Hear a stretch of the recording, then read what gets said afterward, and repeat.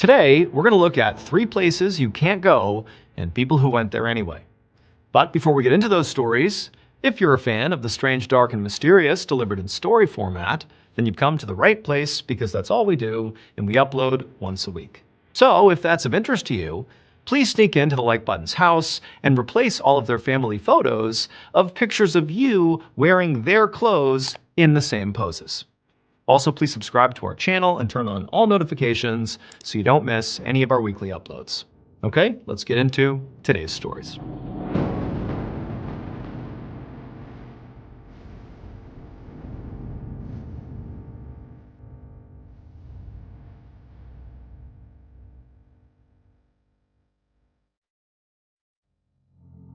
At 6:30 p.m. on May 14, 1955, a 24-year-old man named Donald Giroux stood next to his friend, 28-year-old Murray Anderson, on the shore of a natural spring in the state of Georgia.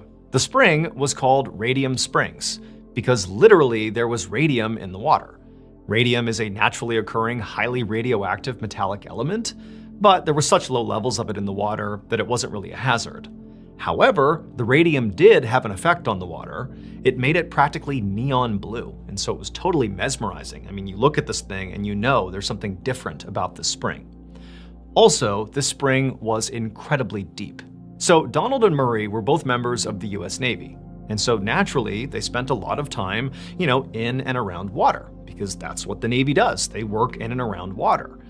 But ironically, it was actually when Donald and Murray were not working that they spent the most amount of time in the water, because in their off time, they were recreational scuba divers. Except back in 1955, recreational scuba diving was totally not safe. And that was because, underwater diving certainly existed at the time. I mean, institutions like the Navy, they were prolific divers. But civilians did not really dive on their own. And so as a result, if you wanted to recreationally scuba dive, well, you didn't really have access to good equipment or even proper equipment. I mean, there just wasn't anything available to you. And so for people like Donald and Murray who did want to go explore the underwater abyss on their own, they had to literally make their own diving equipment, like their own oxygen tanks and their own flashlights and goggles. I mean, all of it. I mean, it was amateur. It was homemade equipment. And so that's what made it really dangerous. On top of when you're underwater diving, as I've done myself, a lot of things can go wrong. And so that's also dangerous. And so the whole thing, it's asking for problems. But for Donald and Murray, it was actually the danger associated with recreational diving that made it so appealing. They liked the idea that other people were scared to go underwater, with their DIY equipment. For Donald and Murray, they loved it. They got a thrill out of it.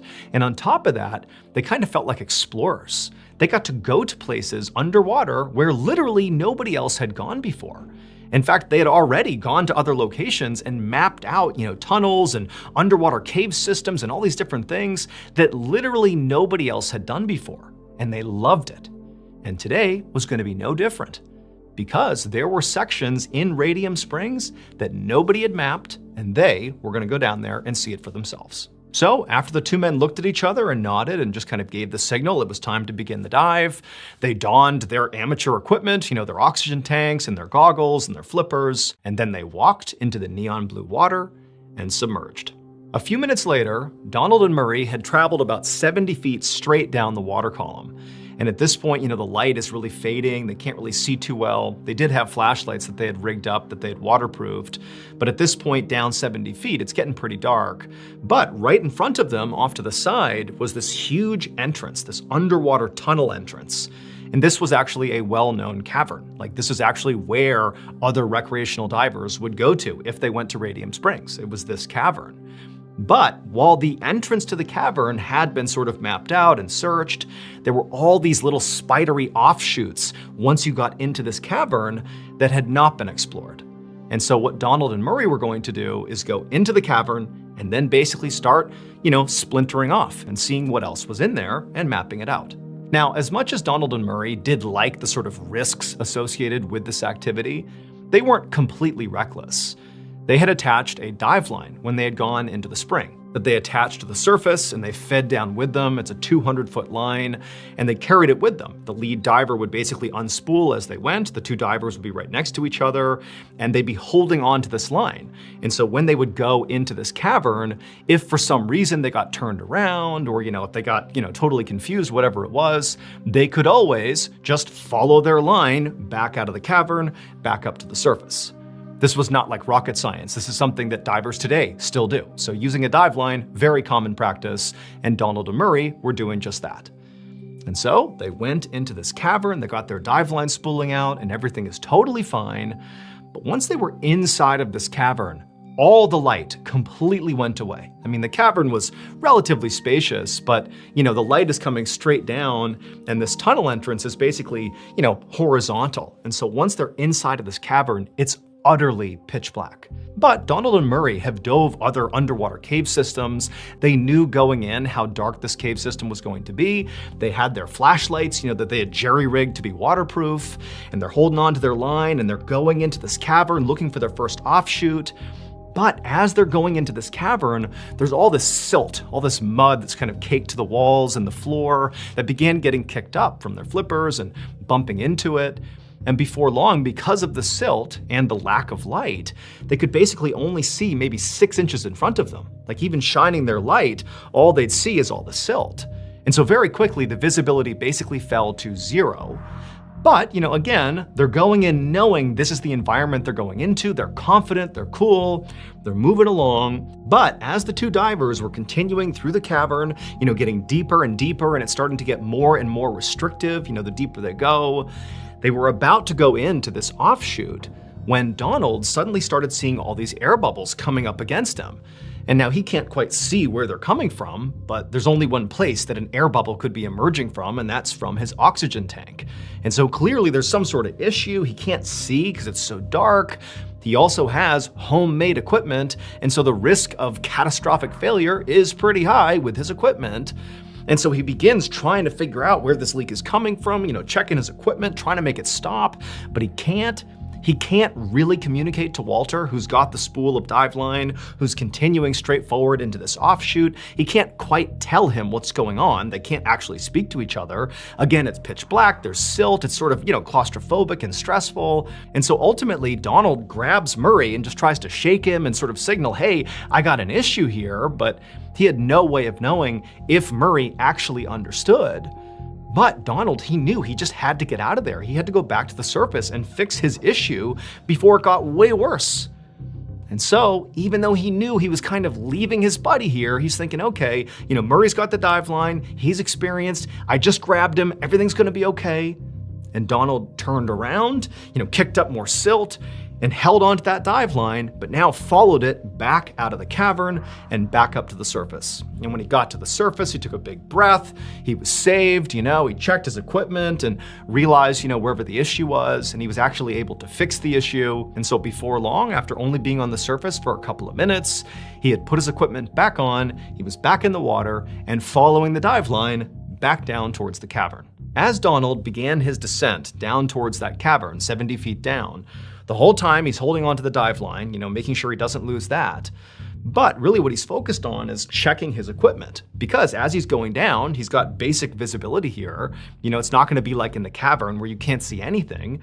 And so as he's going down, he's checking his equipment and just making sure that there isn't a leak. And by the time he got all the way down 70 feet and the dive line turned and went into that cavern, Donald was feeling pretty good that his equipment was good, it was not malfunctioning, and it was safe to go back into the cavern with Murray. And so that's what he does. He's got his flashlight in one hand, he's got the dive line in the other, and he's now looking straight into this dark opening of this cavern, and in Donald goes, the whole time holding onto that dive line. And pretty much immediately, once inside the cavern, the flashlight became useless because again, the silt's still kicked up, there's no current running through this cavern, so the silt is not going anywhere. But either way, Donald knew what he was doing. He was going straight in there to connect with Murray and continue this dive and see what else is in here and, map it out for other divers. And so into the cavern he goes. He's holding the dive line in one hand. He's got his flashlight and he's going deeper and deeper into this cavern. And the whole time he's expecting at any moment he's just gonna bump into Murray. But he just keeps going and going deeper and deeper into the system. The walls are getting tighter and tighter around him. And eventually he reaches the very end of the dive line, 200 feet at this point, deep into this cavern. And there's no Murray. Murray's gone. Now Donald, he's looking around. Remember, it's total darkness. All he's got is this flashlight, which basically just illuminates the silt that's been kicked up all around him. But where he is at this exact moment, the silt wasn't too bad. It was just like this abyss all around him. It's totally black. There's nothing around him. And in a sudden panic, Donald thinks, oh my goodness, I'm so far into this cavern, I haven't found Murray, like something's happened to him. He's run out of air or he's gotten lost. Like, how could he have let go of the dive line? What's going on here? And so Donald immediately just starts going down to the bottom of the cave and searching the ground, thinking that, maybe Murray got to this point and passed out and sunk to the bottom, but he gets to the bottom of the cave, there's nothing there, he starts feeling the tunnels, there's nothing, and at this point he's kicked up even more silt, and so, he really can't see anything. And he's thinking, it took me a while to get in here, and I'm running low on oxygen right now. I need to get help immediately, because Murray, he's gonna run out of time really quickly here. And so Donald, he turns around and holding onto this dive line, he pulls himself out of the cavern. He goes back to the surface. Some part of him was hoping that when he got up there that he would just magically see Murray waiting for him, but nope, he's all alone. There's nobody here. And at that point, Donald took off his gear and he contacted authorities. Not long after that, 2 commercial divers, along with an entire US Navy dive team, arrived at Radium Springs and began looking for Murray. And they searched and they searched and they couldn't find him until 8 a.m. the next morning, 12 hours after Donald had surfaced. It would turn out when Donald had that malfunction that caused him to leave the cavern and leave Murray behind and go to the surface and fix himself and then go back down again. Well, in that space of time that he was away from Murray continued to spool out the dive line, maybe not necessarily knowing that Donald had left him at this point, and Murray got all the way to the end of the dive line, 200 feet, and at that point, in this uncharted tunnel he was in, somehow or another, Murray became disconnected from the dive line.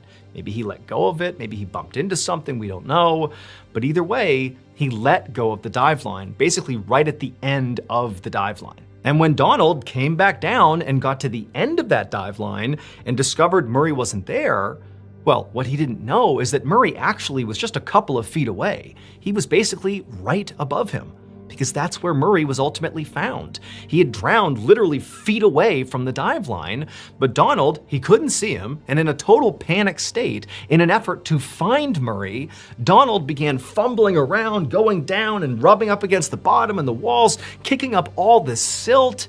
And you gotta figure at this exact moment, Murray, who's very much alive at this point, almost certainly, is right above him, and now his visibility, which was already terrible, he's probably scared to death because he's looking for this dive line, and now the silt is just getting kicked up all around him. He probably knows Donald's nearby. He's swimming around looking for Donald. Donald's looking for Murray. They swim right past each other. It's absolute madness. But then eventually Donald just vanishes because he's going to find help.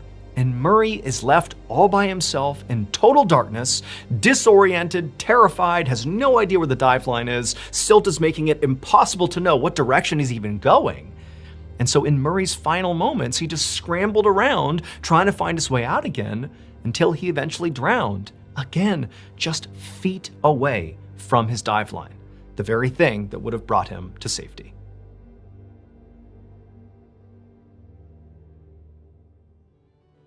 Hey guys, did you know you can get your strange, dark, and mysterious fix anytime, anywhere with the MrBallen Podcast on Amazon Music? Well, you can. There are tons of stories waiting to be binged right now, plus there are exclusive stories on there that have never been shared on this YouTube channel. Amazon Music listeners get to listen to new episodes an entire month before everybody else. You can also listen to my other show, MrBallen's Medical Mysteries, 2 weeks early and totally ad-free on Amazon Music. If you're already a Prime member, well, you already have access to those 2 shows, plus hundreds of other top podcasts ad-free, all at no extra cost. That's right, your Prime membership includes Amazon Music absolutely free. So if you're ready to dive deeper into strange, dark, and mysterious stories, well, go download the Amazon Music app today and listen to the MrBallen Podcast and also MrBallen's Medical Mysteries. Now, back to today's stories.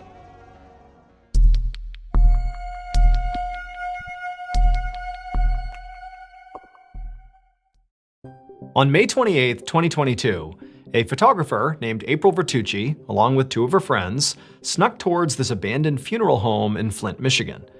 The funeral home was a big brick building right off a main road in the center of the city, and April and her two friends knew there were lots of people that were kind of looking in this direction, and it was illegal to go into this property, and so very carefully they snuck their way towards the back door of the building, and they saw the door was, completely attached to its hinges. It was in good shape, appeared to be locked, but they thought, what the heck? They walked up to the door, took a look around. April reached down, tried the handle, and it pulled right open. And as soon as this happened, April was psyched, because not only was she a photographer, but she was also an urban explorer, which meant she would sneak into places like this, abandoned buildings and other man-made sites, just to have a look around. One, because it was fun and exciting, but also because she got to use her photography, taking cool pictures of places like this funeral home. And so April's friends were also into urban exploring, and as soon as this door came open, it was like, oh my goodness, I can't believe we're gonna get to explore this legendary site.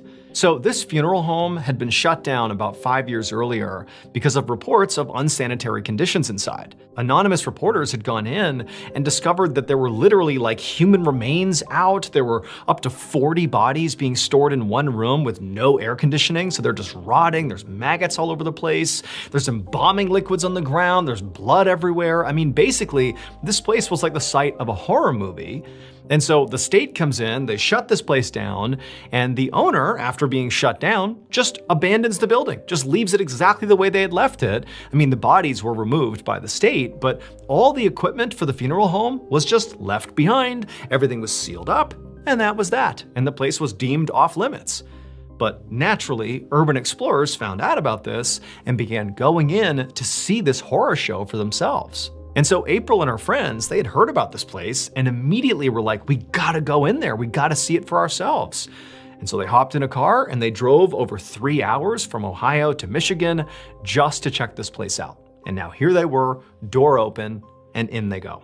Once the door shut behind them, April and her two friends were looking down this long, dark hallway. It's totally silent inside. The walls were made out of cinder block that had been painted white, but the paint was all chipping off, and they had their flashlights out, and it's dark and creepy, and they're looking down the hallway, and just for a second, they just stop and listen to see if anybody else is inside of here moving around. Maybe other urban explorers or even other animals or anything, squatters, they don't know, but they're sitting there for a second just listening, and they don't hear anything. And so with April in front, they begin walking down this hallway. And as they're walking, there's all this trash on the ground. It's totally eerie as they're walking. Every little sound is sort of startling them. They're kind of laughing as they're going. And eventually, April stops in front of this first door that she sees, the first door off the hallway, and it's closed. And right across the center of this door is this big caution sign saying, stay back. And then underneath the caution sign, it says formaldehyde. And so April and her friends knew that, okay, well, formaldehyde is a chemical used to embalm bodies, something funeral homes did. And so they know that behind this door very likely was the embalming room, where funeral homes would literally pump dead bodies full of formaldehyde and prep the bodies, to be presented at the wake, before they're actually laid to rest.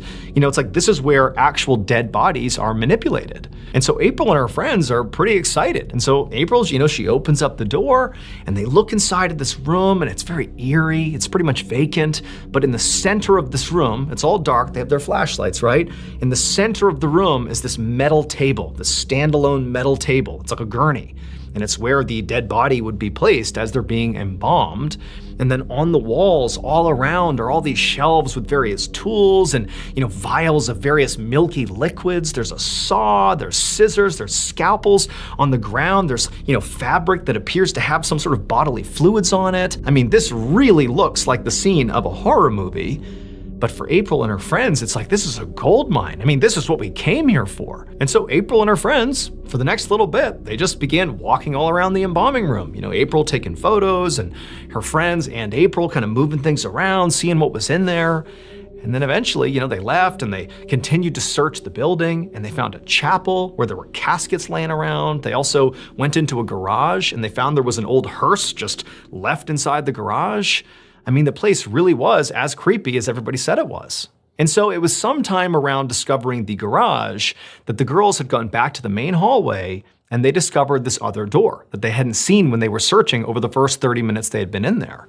And this door led to this ominous stairwell that went down into what appeared to be the basement. And so at this point, the girls felt like they had sort of searched the entire main floor, and, the two friends, not April, they really wanted to go down these steps and explore the basement. They'd been here long enough that it seemed pretty clear that they were the only ones there. It had been totally quiet, and even though it was creepy, ultimately, they sort of felt safe at this point. And April did too, but she also was having a great time still taking pictures on the first floor. And so at this point, the group decided to split up. The two friends would go down into the basement, and April, for a little bit longer, would stay up on the first floor and just continue taking photos, and then she would join them. And so, no big deal, they split up, the girls go down to the basement, April's taking her photos, doing her thing, and just a couple of minutes later, April hears her friends in the basement, through the floors, yelling out something to the effect of, "Oh my gosh, is that real?" And then the other friend is like, "Yes, that is real, oh my gosh." And so April, she runs to that doorway, she goes down the stairs, and she finds her friends at the foot of the stairs. And they're looking out into the main space of the basement that April can't quite see yet.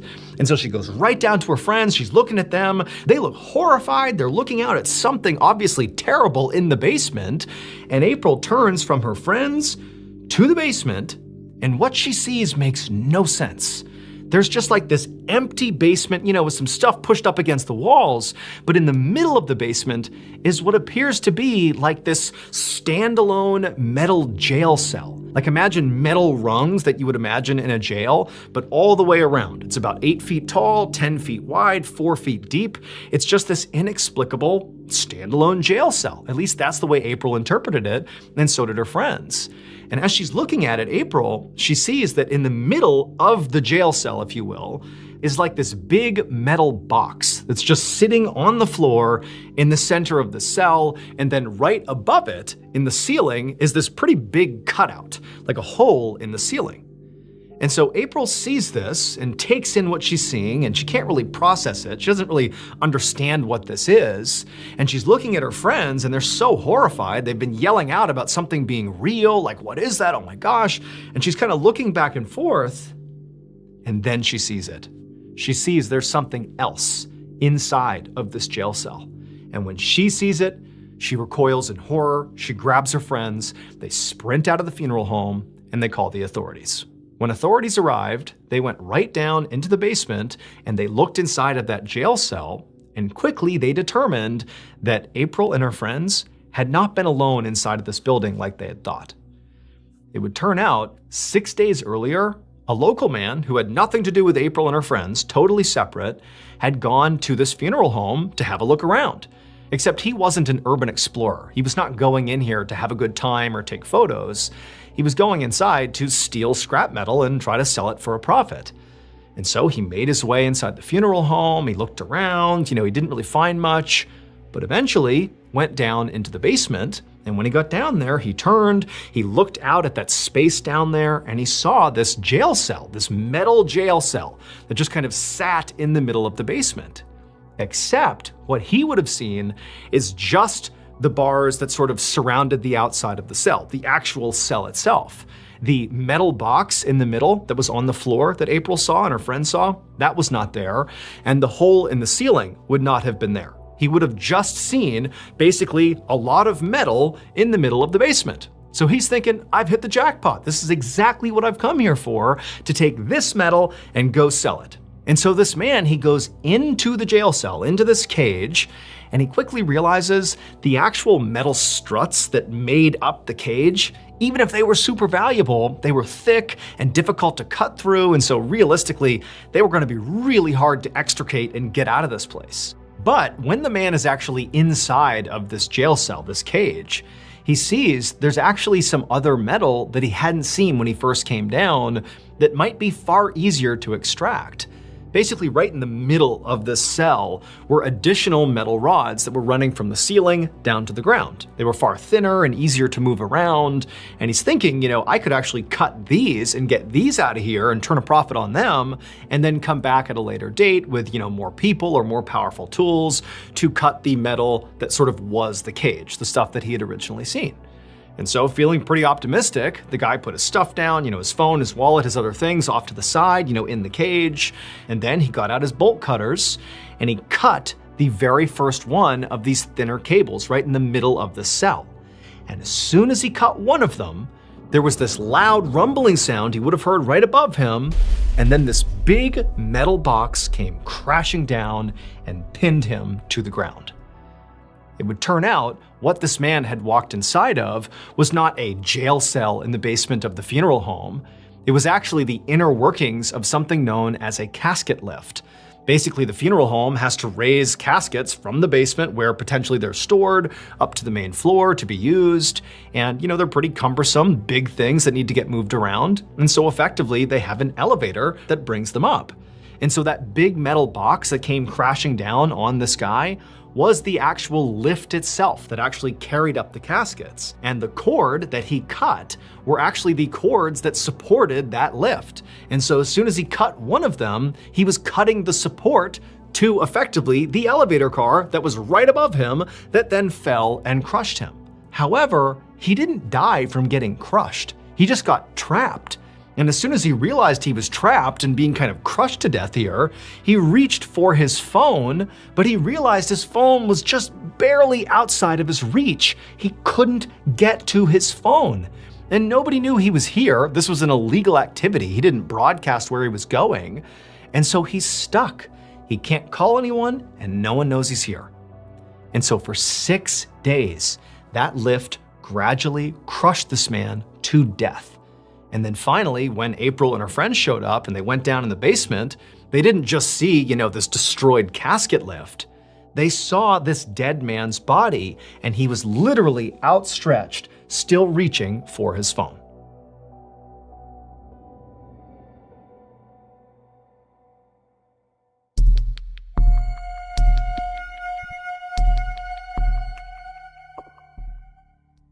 On the morning of September 10th, 1987, Police Constable Dick Ellis walked into an interview room in a police station in South Yorkshire, England. Inside of this room was a table, and sitting on the other side of this table were these two security guards. One was named Stephen Brooks, and the other was named David Goldthorpe. And from PC Ellis's perspective, his first impression of these two guys is they were like big, burly, tough-looking men. He could tell they were both visibly shaken, like something had really rattled both of these guys.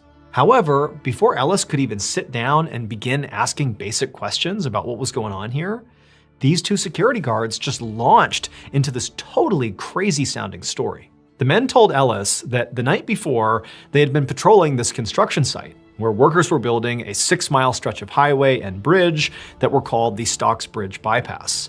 Now, at this time of night, there was nobody at the site, no workers, nothing like that. And so really it was the security guard's job to make sure nobody entered the site and either tampered with equipment or tried to steal anything. Now, the night had been very routine and quiet until around midnight. It was at that point that David and Stephen, these two security guards, had reached the bridge, the half-constructed bridge portion of this bypass. And as they're walking along the highway and they see the bridge out in front of them, they stopped because they saw clearly there was a figure standing on this bridge. It almost looked like a man who was wearing a long jacket, like a cloak or something, and he appeared to be staring down below the bridge, down towards the valley underneath what the bridge was actually going over. Like this man clearly had not spotted the security guards. And so naturally, they began calling out to this guy, asking him like, hey, what are you doing here? What's going on? This is a private construction site, like you need to go. But the guy on the bridge didn't react. He just kept staring down to the valley below. And so at that point, as the two security guards are now walking in the direction of this guy, one of them lifts up his flashlight and shines it at this man. And when he does, the beam of light appears to just go through this man's body, like his body isn't solid, and the light just passed right through. And as soon as they did that, both Stephen and David just stopped, shocked at what they're seeing, aiming this light at the sky.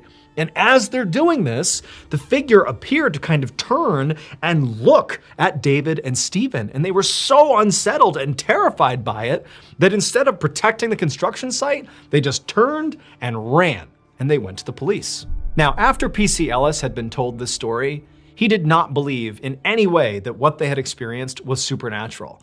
He's thinking, okay, clearly, you saw some guy and, maybe he shouldn't have been there and maybe it was a trick of the light or something, or maybe that wasn't a person at all and you just thought it was. Like, who knows? But there has to be a logical, rational explanation here. And so feeling kind of annoyed that he was called in to deal with this, Ellis looks at these two guys and he's like, look, this is not a police matter. Why don't you guys, if you're so shaken up by this, go talk to the church or something. Like, this is not something we can help you with.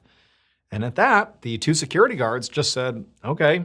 And they got up and they left. And Ellis, truthfully, didn't think about this at all. It was like, okay, great, that's done. I don't got to deal with that. And he went on with his day. But later that day, Ellis got a call from his boss being like, hey, did you tell two security guards who came in here to go talk to the church about some ghosts they saw at a construction site or something? And at this, Ellis had to kind of explain what had happened and how he had sort of flippantly told them to, go see the church if they really thought they saw a ghost. But his boss was like, well, they took you literally, and they are currently at the local church, those two security guards right now, and they are refusing to leave unless the church helps them with this ghost situation. And so Ellis's boss told him that you just need to go to the church, get these two guys to calm down, and leave. Go do that right now.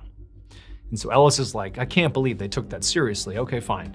So he hops in his cruiser, he goes to the church, he finds these two guys who are still totally shaken up and they're pleading with people to take them seriously. Somebody needs to go out there and see what's on the bridge, see what this could have been. And Ellis is like, guys, I will tonight go to the bridge, I will check it out, I'll see what's going on there if you leave the church and you don't come back. Like, leave these people alone.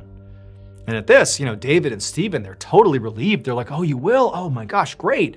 We'll leave, thank you, let us know what you find. And they left the church. And so they left, and P.C. Ellis is like, okay, great, I guess tonight I'm gonna go looking for ghosts. And so that night, around midnight, P.C. Ellis and his partner drove over to the construction site. Specifically, they went to the bridge. They got on the road that actually went underneath this unfinished bridge, and they camped out on this lower road. Looking straight up in front of them was this bridge. They're basically just gonna monitor this bridge because that's where the security guards claim to have seen this figure, this ghost. They're gonna stake out this bridge, see what happens, call it good. Now, at first, nothing happened on this bridge. Ellis and his partner just sat there staring bored up at this bridge, waiting for, the time to pass by so they could leave. But at some point, Ellis noticed movement up on the bridge, and so did his partner. Now, they couldn't quite tell what it was, and they couldn't even see if it was still moving around anymore, but clearly something had moved on the bridge. And so for a couple of seconds, Ellis and his partner are just staring really intently up at the bridge, waiting to see something else happen, but, nothing else did. And so Ellis is like, well, I gotta go up there and check because, maybe there is some guy who's trespassing on the construction site and that's what the security guard saw. Like, I gotta go up there and see because from down here, we really can't see too well. And so Ellis told his partner to just stay put in the car, that he, Ellis, would go up on the bridge and have a look around.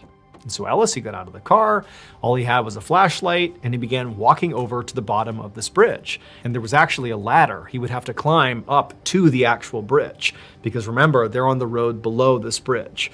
And so Ellis, he gets to the ladder, he begins climbing up the ladder, and as he's going up, he's kind of staring up, almost expecting somebody to poke their head over, but it's quiet, no one's looking over the edge. And eventually Ellis gets to the top and he climbs onto the bridge. And again, it's this unfinished bridge, there's no traffic up here. And he looks roughly in the direction of where he thought he saw movement when he was down in the car looking up here, which also happened to be roughly the area where the two security guards had described seeing the figure that their light had shone through. And sure enough, Ellis looks and he sees there's this cloaked figure standing a little ways off of the side of the bridge, apparently just looking down towards his police car. And Ellis, at first, he's kind of shocked. He can't believe that there's some legitimacy to the story these guys had told, and he couldn't help but be kind of frightened for a second. But then Ellis raised his flashlight and shined it at this figure, and as soon as he did, he just laughed. Because all it was a plastic tarp wrapped around some construction equipment. Like, that's what the security guards clearly had seen. And, when they shine their light, it's a clear plastic tarp here. The light could theoretically go through it. You can kind of see how they would think, oh my gosh, it's a ghost. And so Ellis is like, this is all this was. This was nothing. I knew it was nothing, and now I know it's nothing.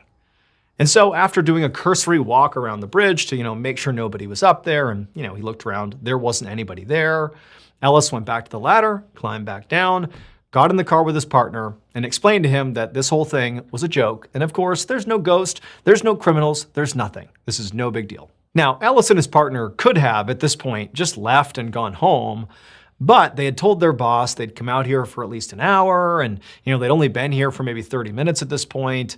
And so the two of them decided, you know what, just because we said we would, let's just stay here a little bit longer and make sure nobody goes on this bridge. We'll give it another, 30 minutes or so.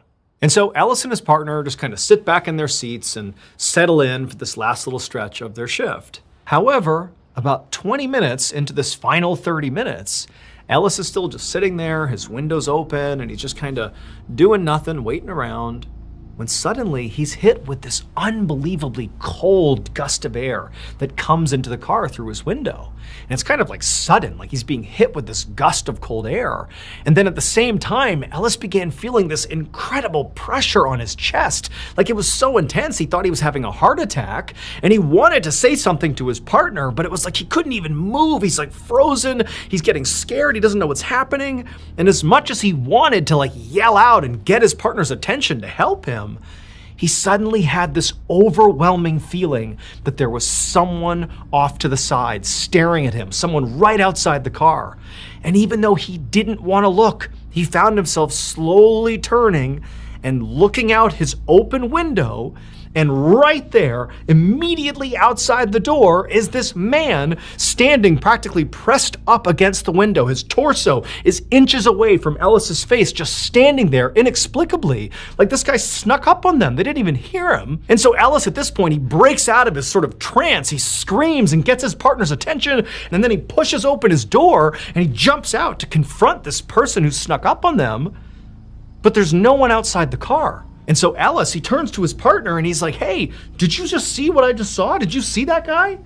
And Ellis's partner, who's totally ashen-faced, just looks at Ellis and he's like, yeah, I did see him. And so after looking around for a couple more seconds, Ellis climbed back into the car, and then he and his partner debriefed what had just happened. And Ellis's partner would tell Ellis that from his seat, he actually had a better vantage point than Ellis did to seeing this guy. I mean, Ellis was basically right on top of this guy, but his partner was a little bit farther back and had a better angle. And he would tell Ellis that at some point he had turned and seen the guy standing there, and the guy, he was wearing this old coat, this long coat that sort of looked like it belonged in the 1800s or something. And the partner would say, like, he didn't hear this guy approach, he didn't know how he got there, but at some point, he said the guy in the coat, the guy outside, crouched down just enough that he was looking in the car in the direction of Ellis's partner. And Ellis's partner said he was staring right at the guy, but the guy, he had no face. Ultimately, Ellis and his partner would return to the station that night, and they would file a report about what happened to them. But they would simply describe it as inexplicable phenomenon, and after filing it, they basically hoped they would never have to talk about it again. Except that wouldn't be possible, because shortly after filing that report, the construction was finished, and so the highway and the bridge were open to the public. And pretty much right away, people started dying on that bridge. Like a crazy high number of people just inexplicably would get in these fatal accidents on the bridge. And this bridge was not like especially hazardous. It was a beautiful brand new bridge. I mean, there really should not have been this many accidents. But it was not just that so many people were dying on this bridge inexplicably. No, also in tandem with all the fatal accidents were all the independently reported sightings of this dark figure standing on the bridge that had no face. So the leading theory amongst people who believe what's happening at this bridge is basically paranormal is that the construction of this bridge and the highway disturbed a gravesite, and that has led to all the tragedy and death that has followed. But they've never actually been able to prove if there really was a gravesite where this bridge or the highway was built. The two security guards, Stephen Brooks and David Goldthorpe, both quit their jobs. As for Ellis and his partner, they've never changed their stories, and they also have never found a reasonable explanation for what they saw.